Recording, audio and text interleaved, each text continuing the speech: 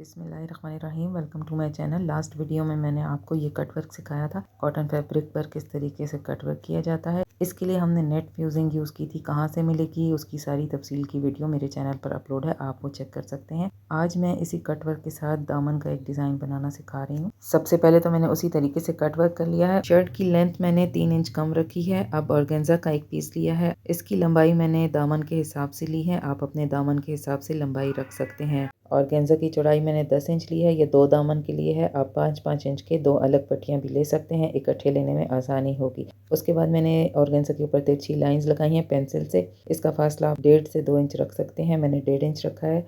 उसके बाद 2 contrast colour की लेसेस मैंने ली हैं, आप एक कलर भी ले सकते हैं। और उसको ग्लू के साथ मैंने इस पर तिरछे पेस्ट कर दिया है। ग्लू से पेस्ट करने से जब आप इस पर सिलाई लगाएंगे तो झोल नहीं आएगा। पेस्ट करने के बाद इस पर सिलाई लगा दी है। अब इसको लंबाई से हाफ कट करके 5-5 इंच के 2 पीसेस में निकाल लूँगी। कटिंग करने के बाद इसी तरह से 5 इंच के सादे 2 ऑर्गेन्जा के पीस लेंगे। सादे 2 पीस इनको डबल करने के लिए हैं ताकि इनमें मजबूती आ जाए। इस पर दामन की तरफ मैं गुम लेस लगाऊंगी। तो लेस को मैंने सीधी साइड नीचे की तरफ रखकर इस तरह से पेस्ट किया है। अब उसके ऊपर दूसरा पीस ऑर्गेन्जा का सादा रखकर और इसके ऊपर सिलाई लगा लेंगे। लेस क्योंकि नज़र आ रही है तो सिलाई हम आराम से लगा लेंगे। इसके बाद इसको पलट कर प्रेस करना है, लेकिन उससे पहले हम इसका सारा दबाव काविये की मदद से कट कर देंगे ताकि अंदर की तरफ हमें नज़र ना आए, क्योंकि ऑर्गेन्जा से सारा कुछ विजिबल होता है। तो यहाँ से बहुत जितना कम से कम आप रख सकते हैं उतना करके काविये से हम कट कर लेंगे। कट करने के और भी काफ़ी तरीके हैं, जैसे कॉयल वगैरह से, तो आप जिससे भी चाहें। ऑर्गेन्जा फैब्रिक है, इसको कट करके इसका जितना दबाव कम रख लें उतना बेहतर होगा।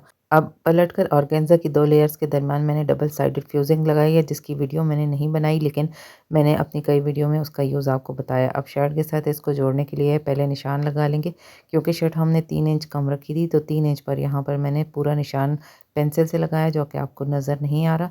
और फिर यहाँ पर हम शर्ट की जो सबसे लंबा पॉइंट होगा, यानी कि जो कट वर्क है हमारा, उसमें जो सबसे नीचे पॉइंट आ रहा है उसको रखेंगे 3 इंच पर। इस तरह से, इस तरह हमारी शर्ट की लेंथ पूरी होगी। तो इसको यहाँ पर रखकर पहले मैं ग्लू से पेस्ट करूँगी और फिर सिलाई में थोड़ी सी ऊपर लगाऊँगी। यानी हमारा कट वर्क तो वैसे भी सेफ है, इसको 3D रखने के लिए मैंने सिलाई थोड़ी सी ऊपर रख के लगाई है, आप एंड पर भी लगा सकते हैं। इसके बाद सिंपल पलटा लगाकर मैंने इसकी फिनिशिंग कर ली है। तो ये फाइनल लुक आप देख सकते हैं, सिलाई मैं आपको दिखा रही हूँ।